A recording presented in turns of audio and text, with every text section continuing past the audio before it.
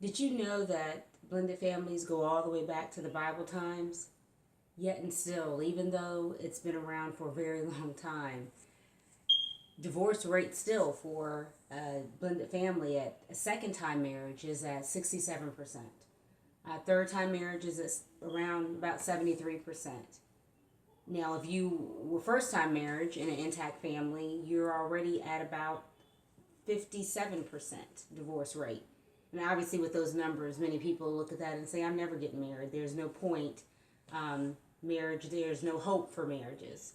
But I'm here to tell you that there is hope. There are some steps that you can take to try to ensure that your blended family is successful.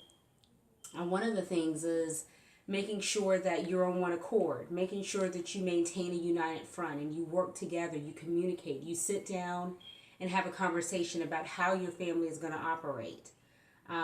As time goes on, sometimes the conversations that we had at the beginning of the marriage may change because the dynamics of the family situation has changed. You make a decision and say when there are challenges that you're going to look at the challenges and you're going to say it's going to make us stronger and not tear us apart.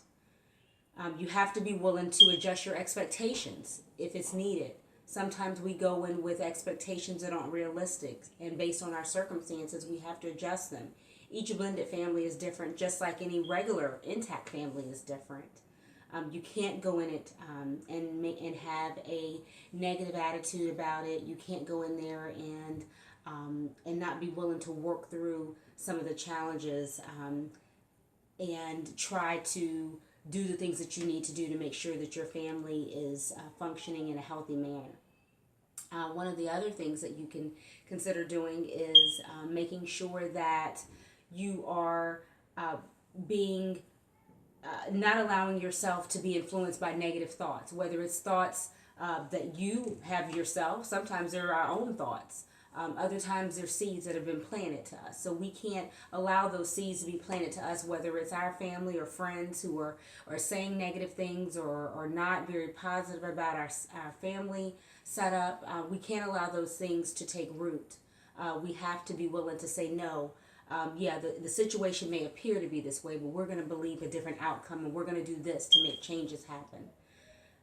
Lastly, but definitely not least, you have to pray. You really have to cover your family in prayer and believe that your family is going to get better. Ask God for wisdom and knowledge on how to handle the different dynamics that go on in a blended family.